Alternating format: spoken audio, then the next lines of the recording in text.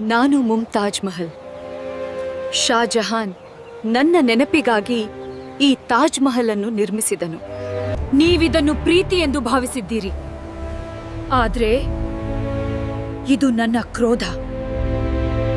ಆದರೆ ಇಂದು ನಾನು ಶಹಜಹಾನನ ಆ ಕರಾಳ ಸತ್ಯವನ್ನು ನಿಮ್ಮೆಲ್ಲರಿಗೂ ಹೇಳ್ತೇನೆ. ನಾನು ಉಪ್ಪು ನೀರಿನಲ್ಲಿ ಮುಳುಗಿದ್ದೆ, ಆದ್ರಿಂದ ನಾನು ಕೊಳೆಯೋದಿಲ್ಲ. ಆ ಡಿಸೆಂಬರ್ ರಾತ್ರಿಗಳಲ್ಲಿ ನನ್ನ ಮೂಳೆಗಳು ಕಟಕಟ ಎಂದು ಶಬ್ದ ಮಾಡುತ್ತಾ ನರಳುತ್ತಿದ್ದವು. ಭಯಾನಕ ನೋಟ, ಕಿರುಚಾಟ. ನನ್ನ ಬಾಯೊಳಗೆ ಚಿನ್ನದ ನಾಣ್ಯವನ್ನ ತುರುಕಿಸಲಾಗಿತ್ತು. ಬಾಯಲ್ಲಿ ಒಂದು ಚೀರಾಟವೂ ಹೊರಬರಬಾರದೆಂದು ನನ್ನ ಕಣ್ಣುಗಳು ಹಾಗೆಯೇ ತೆರೆದೇ ಉಳಿದ್ಬಿಟ್ಟವು. ನನ್ನ ಶವವನ್ನು ಸಮಾಧಿಯಿಂದ ಹೊರತೆಗೆದು ಹಿಂಸಿಸಲಾಯಿತು. ನನ್ನ ಶವ ಹೀಗೆ ಒದ್ದಾಡ್ತಿತ್ತು ಮತ್ತು ಜಗತ್ತಿನ ಮುಂದೆ ಶಹಜಹಾನ್ ಸುಳ್ಳು ಕಣ್ಣೀರ್ ಹಾಕ್ತಿದ್ದ. ನೀನ್ 20,000 ಕಾರ್ಮಿಕರ ಕೈಗಳನ್ನ ಕತ್ತರಿಸಿದೆ.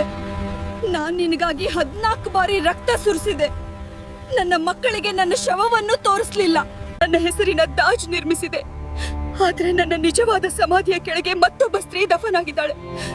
ನೀನು ನನ್ನಕ್ಕಿಂತ ಹೆಚ್ಚು ಪ್ರೀತಿ ಮಾಡಿದ್ದು ಆ ಸ್ತ್ರೀಯನ್ನೇ ಜಗತ್ತು ಬಂದು ಎಷ್ಟು ಸುಂದರ ಪ್ರೀತಿ ಎಂದು ಹೇಳುತ್ತದೆ. ಯಾರಾದ್ರೂ ನನ್ನ ಕಡೆ ನೋಡಿ, ಮುಮ್ತಾಜ್, ನಿನಗೆ ಈಗಲೂ ನೋವಾಗ್ತಿದೆಯೇ ಎಂದು ಕೇಳಬೇಕಿತ್ತು. ಈಗ ನೀವೇ ಹೇಳಿ, ಶಹಜಹಾನ್ ಸರಿಯಾಗಿದ್ದಾನೋ ಅಥವಾ ತಪ್ಪಾಗಿದ್ದಾನೋ?